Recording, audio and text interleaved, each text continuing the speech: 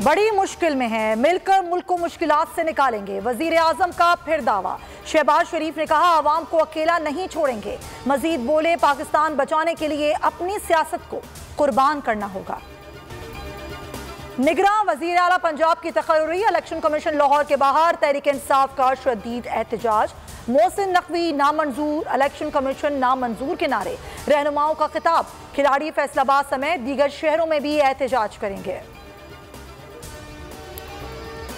इमरान खान का असम्बली में वापसी का ऐलान। हुकूमत को हजम ना हो सका, धड़ाधड़ इस्तीफों की मंजूरी। इस 80 इस्तीफों के बाद आज एकदम 43 अरकान को डी नोटिफाई कर दिया गया। तादाद 123 हो गई। इमरान खान ने पार्टी रहनुमाओं को बुला लिया।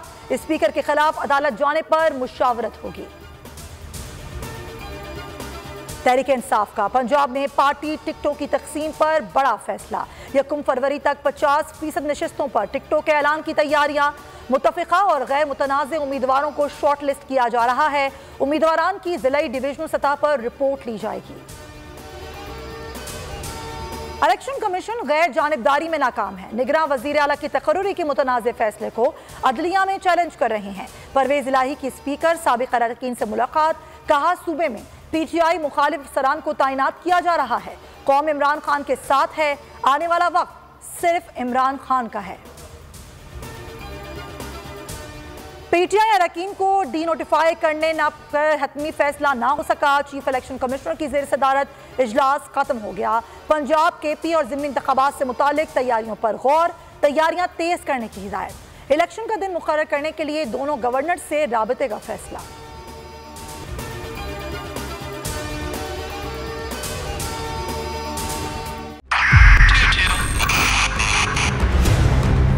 उधर 22 बॉर्डर तोहफे भी देके गया पाकिस्तान की आवाम को। पाकिस्तान की आवाम को एक तोहफा ये दिया कि आवाम को पता चल गया कि पाकिस्तान का मीडिया क्या है। साल 2022 में सबसे ज्यादा देखे जाने वाला चैनल बोल न्यूज रहा नंबर 1। हमने बहुत सारे शोज और ट्रांसमिशंस की। पूरा साल मुसलसल जदोजहद में निकल गया कि ये वोट ऑफ कॉन्फिडेंस के पीछे कौन लोग थे। तोड़े रेटिंग के सभी रिकॉर्ड। सोशल मीडिया पर भी सबसे ज्यादा तेजी से 2.4 बिलियन व्यूज का संगे मील अबूर किया।